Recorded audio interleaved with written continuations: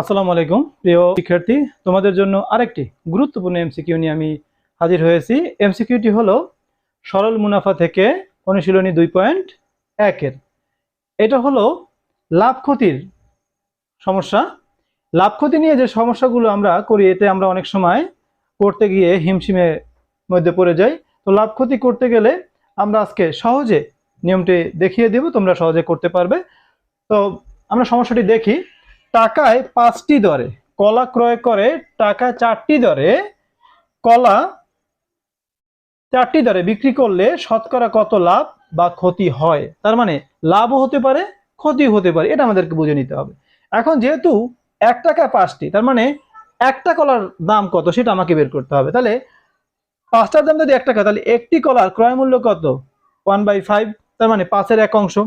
আবার একটি কলার বিক্রয় মূল্য কত দেওয়া আছে? 4টির দাম 1 টাকা, তাহলে 4-এর 1 অংশ।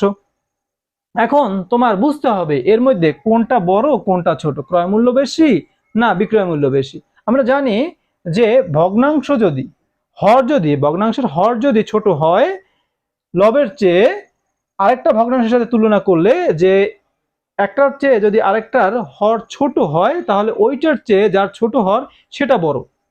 তাহলে আমরা বুঝতে পারলাম আমাদের বিক্রয় মূল্যটা বড়। তাহলে বিক্রয় মূল্য যদি বড় হয়, তাহলে অবশ্যই ক্রয় মূল্যের চেয়ে বিক্রয় মূল্য বড় হলে লাভ হয়েছে। তাহলে আমাদের লাভ হয়েছে, তাহলে আমরা কি করব? বিক্রয় মূল্য থেকে ক্রয় মূল্যকে বিয়োগ করব, দেখবো যে কত লাভ হয়েছে। আমার 20-এর 1 অংশ লাভ হয়েছে। এখন আমরা সরাসরি সূত্রে চলে যাব। আমাদের শতকরা লাভ বা ক্ষতির যে সূত্রটা, সেটা আমরা লিখবো, উপরে লিখবো লাভ অথবা ক্ষতি, নিচে লিখবো ক্রয় মূল্য, এরপর ইনটু দেব 100%। এখন যেহেতু আমাদের এখানে কি হয়েছে? লাভ হয়েছে, তাহলে আমরা ক্ষতিটাকে বাদ দিয়ে দিলাম। আমাদের লাভ হয়েছে, এখানে ক্ষতিটাকে আমরা বাদ দিয়ে দিলাম। তাহলে লাভ কত হয়েছে? আমার লাভ হয়েছে 20-এর 1 অংশ। আমি লিখে নিলাম 20-এর 1 অংশ। এবং আমার ক্রয় মূল্যটা কত? 5-এর 1 অংশ। লিখলাম কত? 5-এর 1 অংশ ইনটু আমি এটাকে করে দিলাম 100%।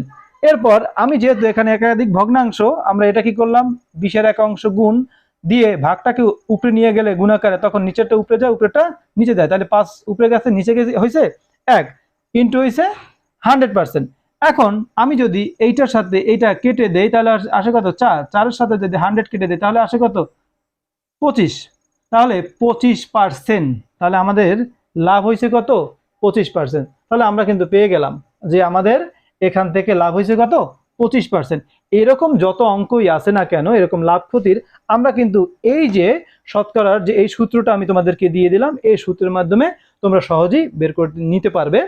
আশা করি যে তোমরা খুব ভালোভাবে এই এমসিকিউটিও বুঝতে পেরেছো। যদি বুঝতে পেরে থাকো, তাহলে দ্রুত আমার সাথে যুক্ত হয়ে যাও এবং তোমাদের জন্য আরো ভালো ভালো এমসিকিউ এবং সমস্যা সমাধান নিয়ে চলে আসবো। ততক্ষণ পর্যন্ত সুস্বাস্থ্য কামনা করে আজকের মতো বিদায় নিচ্ছি। আল্লাহ হাফেজ।